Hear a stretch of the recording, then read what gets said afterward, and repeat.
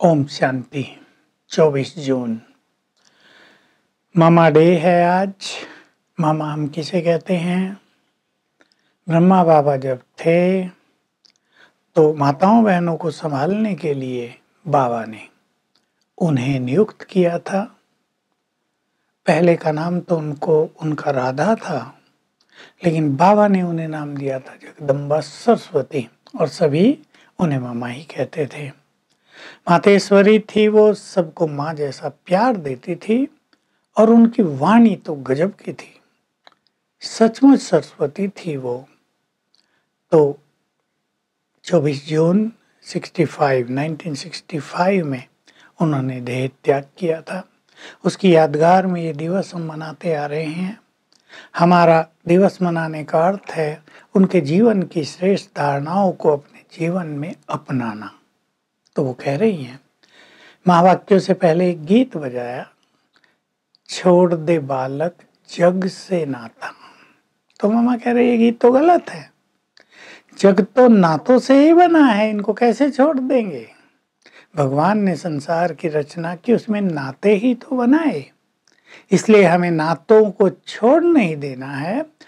नाते जो बंधन बन गए हैं, जो दुखों के कारण बन गए हैं आजकल, उनको हमें श्रेष्ठ संबंधों में बदलना है। तो मामा याद दिला रही कि शिव बाबा ने जो सतयुगी संसार रचा था, उसमें तुम्हारे संबंध बहुत ही सुखदायी थे, तुम बहुत स्वीट थे। ये जो आजकल की मारामारी दिखाई देती है ना रिश्ते नातों में, इसके पीछे तो स्वार्थ है, धन की लालसा है, ईगो है, मनुष्य का क्रोध है।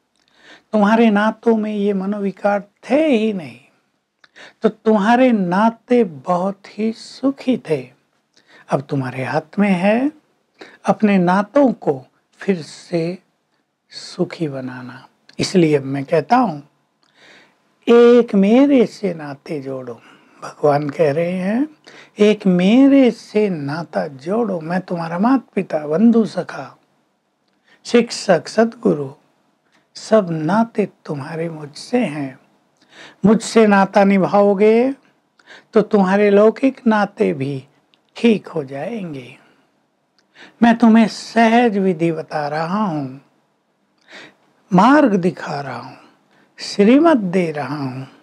तुम जन्म जन्म दूसरों की मत पर चलते आए हो, अब तो मेरी मत पर चलो, तो तुम्हारा जीवन सहज हो जाएगा, तुम्हारे रिश्ते नाते बहुत अच्छे हो जाएंगे।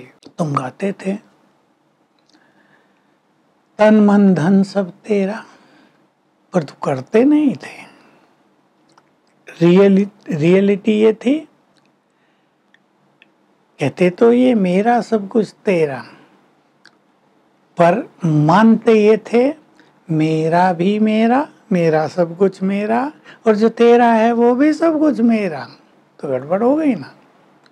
तो मैंपन गया नहीं, इस मैंपन ने तुम्हें उलझा दिया है, तुम्हें दुखी कर दिया है। तुम बस संकल्प करते रहते हो, उल्टे सीधे ख्याली पुलाव बनाते रहते हो, कर लेंगे, ये करेंगे, वो करेंगे। मामा कह रही है कि ये समय अब ही आया है करने का।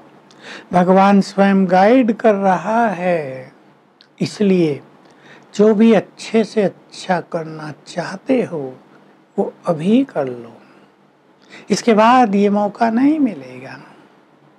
तुम लोग अपने धन के कारोबार बहुत बढ़ाते हो, ठीक है, लेकिन अब संतोष धारण करो। जितना धन तुम्हें और तुम्हारे परिवार को चाहिए वो अवश्य कमाओ, लेकिन अपने को उलझाओ नहीं, क्योंकि ये सब खेल खत्म होने जा रहा है। तुम कहीं भी उलझ गए तो तुम अलौकिक प्राप्तियां बिल्कुल नहीं कर पाओगे। बहुत अच्छी बात कही जा रही है, तुम अपने को मेरे हवाले कर दो। बहुत ही सुंदर ढंग से मामा ने इसको समझाया। लौकिक नातों में हजारों साल से पत्नी अपने को पति के हवाले करती रही, माँ बाप के हवाले उनके सारे बच्चे रहे। तुमने अपना पूरा जीवन लगा दिया अपने बच्चों को संभालने में, उनके लिए बहुत कुछ करने में। तो बच्चों के लिए तुम सर्वस्व अर्पित करते रहे ना, तो शिव बाबा कहते हैं ऐसे ही अपने को मेरे हवाले कर दो और अपना सब कुछ मेरे अर्थ कार्यों में लगा दो। ये बहुत बड़ी बात है। सिंपल उदाहरण से ये गहरी बात क्लियर हो जाती है।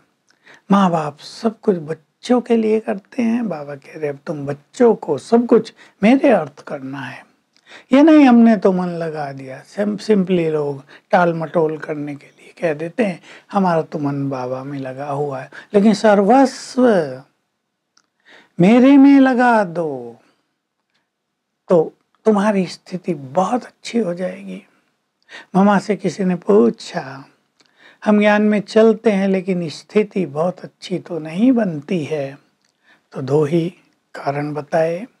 ज्ञान का चिंतन करके उसको अपने जीवन में समाते नहीं हो, उस नशे में नहीं रहते हो, और दूसरा बताया समर्पित होकर जीवन नहीं जी रहे हो।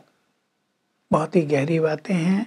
समर्पण भाव, देखिए हमने बुद्धि में अनेक विचार रखे हुए हैं जीवन भर, उनको अर्पित कर देना प्रभु को, यानी अपने विचारों को छोड़ देना, अपनी बुद्धि के अहम को छोड़ देना, और जो कुछ भगवान कह रहे हैं उसको अपना लेना, यह है बुद्धि का समर्पण। मन का एक एक विचार हमारा भगवान को अर्पित करने लायक हो, केवल गंदगी अर्पित नहीं करनी। ऐसे सुंदर विचार जिनकी खुशबू भगवान को भी आनंदित कर दे, ऐसे सुंदर विचार हमारे मन में होना चाहिए।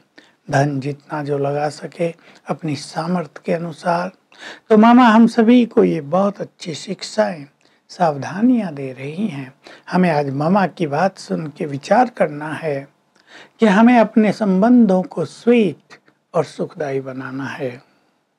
विशेषकर भगवान के जो बच्चे हैं उनके संबंध बहुत स्वीट, सुखदायी, आनंद से भरपूर होने चाहिए, और लौकिक में भी यही सीखना है। इसके लिए अपने ईगो का त्याग करें, क्रोध का त्याग करें, स्वार्थ का त्याग करें, देना सीखें, सबको स्नेह दें, सम्मान दें, सहयोग दें, तो परिवारों में बहुत स्वीट माहौल बन जाएगा। वरदान है अपने श्रेष्ठ स्वरूप और श्रेष्ठ नशे में स्थित रहने वाले, सबको अलौकिकता का अनुभव कराने वाले अंतर्मुखी भाव। जहाँ श्रेष्ठ स्थिति होती है और अलौकिक नशा होता है, वहाँ हजारों के बीच में भी बिल्कुल अलग दिखाई देते हैं। स्थिति का ये बहुत बड़ा प्रभाव है, इससे सब लोग प्रभावित होते हैं।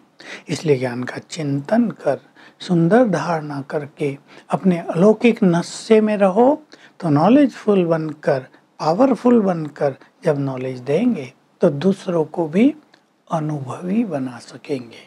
स्लोगन है रावण की जायदाद संपत्ति अगर दिल में रख ली तो दिलाराम भगवान दिल में ठहर नहीं सकेगा।